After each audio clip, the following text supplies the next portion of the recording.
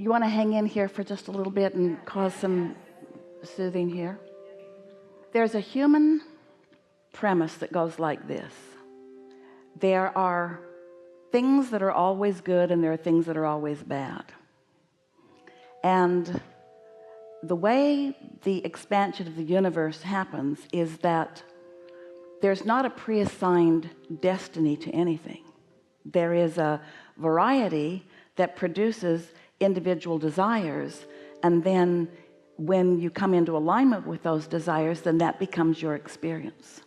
So it is certainly a possible thing that enough people could experience enough contrast with the threat of something like weapons of mass destruction, or even AK-47s, or even rifles on the 509 that are shooting the windows out of cars in Seattle. It is logical that there could be enough contrast that could be happening in the lives of focused people that they could be building a vortex that includes a very different life. In fact, that's been going on for a long time. That's been going on for a very long time. As people starve, the vortex becomes filled with more food. As people are impoverished, the world is filled with more financial gain. As people are frightened by the assertion of others with violence into their experience, the world is really filled with more peace. But it's filled with this vibrational reality that humans can't see. And so they don't want to accept the reality of it because they can't see it or hear it or smell it or taste it or touch it. And one thing that we've noticed about humans, you've noticed it too, is that in most cases you'd rather have a negative thought than no thought at all, because the negative thought feels like you're doing something about something. But once you begin to accept the reality of this vortex, and you begin to accept the well-being of life on planet Earth that you've created through the struggles and through the trials and tribulations and contrasts that you've lived, if you can believe in the reality of this vibrational reality, and then you can distract yourself from the things that cause you to push against it and not achieve it long enough that your vibration can rise, when enough of you have that rise in vibration, then what's in your vortex will be realized by more of you. So peace on earth is not about getting rid of the weapons of mass destruction. Peace on earth is about being a vibrational match to what you've put into the vortex that you prefer instead. On one end of it is the pushing against, which the weapons of mass destruction imply. If you don't do what we want you to do, then we will destroy you altogether. And on the other end of that stick is the freedom that everyone is reaching for. So if you can accept that there is a vibrational reality, that there is a vibrational reality that includes love and clarity and peace, but it also includes the contrast that keeps all of that going.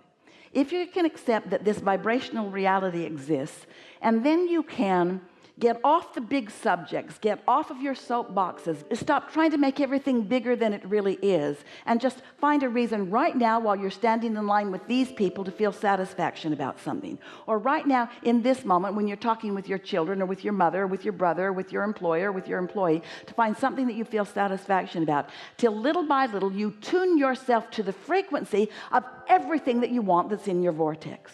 Now, it doesn't take very many of you before you tip the balance of that. But we don't want to talk to you about what you need to do in order to change the world, and then the changed world will make you feel better. That's the same conditional life that you've been living that isn't working out well for you at all. What we want you to do is find satisfaction so that you can live the satisfaction that you deserve. And as you do that, and you do it consistently, then others begin to rise to your vibration. And of course there is the potential to more people feeling more love, but that can't matter to you. You can't let your happiness and your connection be contingent upon what one other person is doing on the planet. It's all an inside job. It's all about what you're doing. So lots of times when we talk about this vortex and this collective consciousness, it feels to humans that what we're talking about is that you can get into vibrational alignment, and when you do, you can change the world. And what we want to say is, when you get into vibrational alignment, you can change your world, and that's as far as your personal freedom goes. You can change your point of attraction. You can change what comes to you. You can change what thoughts come to you. You can change how much you are in concert with source energy. And so then the next logical sequential thought that comes from most humans is, well, if I do that, Abraham, if I envision peace on earth, if I create a vortex of that, if I align with that, if all that is joins me and we find this vibration of clarity, then will the world not have to rise with us to that vibration? And we say, don't you think that all that is has been after that for as long as you've been around? Don't you think that source energy, that which is God, that which is love, is focused on that and only that? And with all of that is happening, still humans find ways of pinching themselves off from that. And all the weapons of mass destruction are evidence of your feeling of vulnerability. And shouldn't they be allowed to exist in a universe that feels vulnerability? In other words, if you feel vulnerability, all of the weapons of mass destruction that exist are only mutual to the vulnerability that you feel. So yes, of course, when you feel less vulnerable, when you instead know your value, then they become less mutual to you. They become less of a player to you. They rot in the ground. They become disintegrated. They become non-use. They are not reestablished. But you cannot let your sense of alignment, your sense of well-being, be contingent upon what else is going on around you, or you'll just never get there. We want to say to you, and we are so pleased that such a poignant conversation came to the forefront in this gathering of such unique and important conversation, because if there's anything that we want you to know, it's that changing the environment around you is not the path of least resistance. It's the path of greatest resistance. Changing the way you feel within is the path of least resistance. It's also the path of most alignment.